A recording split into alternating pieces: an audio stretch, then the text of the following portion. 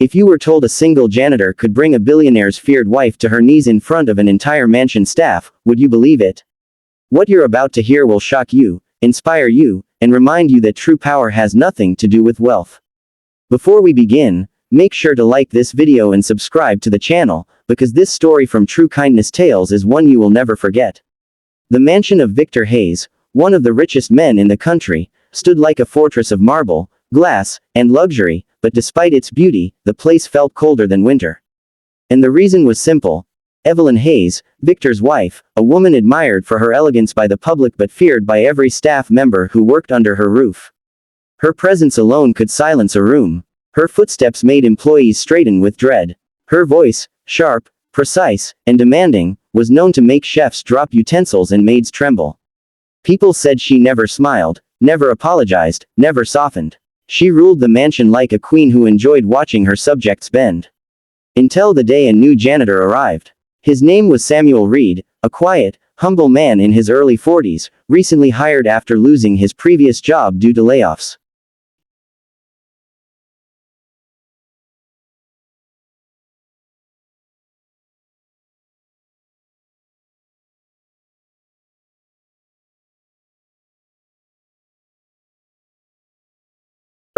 And never, ever speak back.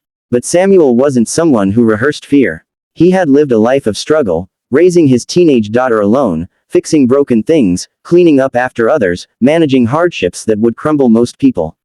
So when Evelyn Hayes stormed into the great hall one morning and caught Samuel polishing the wrong vase, wrong only in her mind, she let out a cold laugh that echoed across the marble floor. "You must be new," she said, circling him like a judge waiting for a confession. "Do you understand where you are?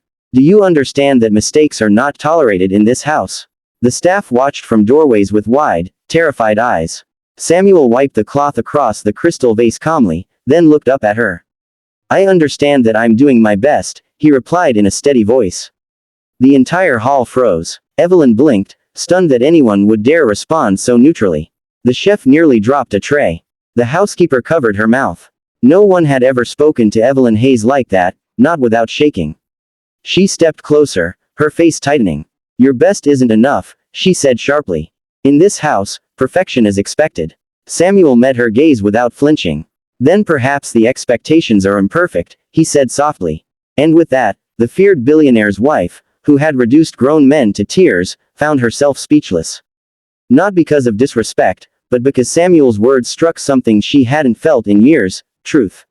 Raw, honest, undeniable. She opened her mouth, closed it, then spun on her heel and marched away, leaving the staff stunned beyond belief. That moment sparked whispers around the mansion. Who was this new janitor? How did he stand so calmly? Why wasn't he fired yet? But the real story, the one no one expected, was only beginning. The house staff couldn't stop whispering about Samuel for days. Some admired him, others feared he had signed his own termination. "No one talks to her like that and survives," the gardener muttered. "He's done for." But he wasn't. Evelyn didn't fire him. In fact, something even stranger happened. She avoided him. She walked into rooms and paused when she saw him, something flickering in her eyes, confusion, maybe even embarrassment, before turning away. Quickly. The staff found it unbelievable. For years, Evelyn Hayes had wielded fear like a sword. But after one simple interaction, she seemed unsure. And the mansion slowly began to change. One morning, while Samuel was sweeping the courtyard, he heard quiet sobs coming from the greenhouse, soft, hidden, the kind of crying that belongs to someone who has forgotten how to be vulnerable. He followed the sound cautiously and found Evelyn seated behind a cluster of orchids, her hands shaking, her eyes red. She stiffened when she saw him. "Leave," she said sharply, wiping her face. "You are not allowed in here." Samuel didn't move. "You're hurting," he said gently. "And no one should hurt alone." She stared at him with disbelief, then fury. "You don't know anything about me," she snapped. "You don't know who I am." "I know pain when I see it," he replied. Silence hung in the warm air. Evelyn looked away, her voice cracking unexpectedly. "People think I'm strong. They think I'm cold. But the truth is, I don't know how to be anything else." She hated herself for admitting it. Samuel nodded slowly. "Strength isn't about being feared," he said. "It's about learning to be kind, even when the world hasn't been kind to you." Evelyn inhaled shakily, as if someone had opened a window inside her for the first time in years. Samuel quietly handed her a handkerchief, simple, clean, nothing luxurious, and she took it with trembling fingers. She didn't thank him, but when he left, she whispered the word to the flowers beside her, practicing it like a language she had forgotten. Over the next week, Evelyn began watching Samuel work from afar.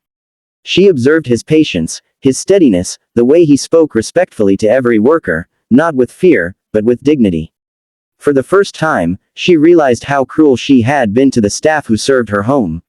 Shame crept into her heart like a slow, unwelcome breeze. Then came the day everything changed forever.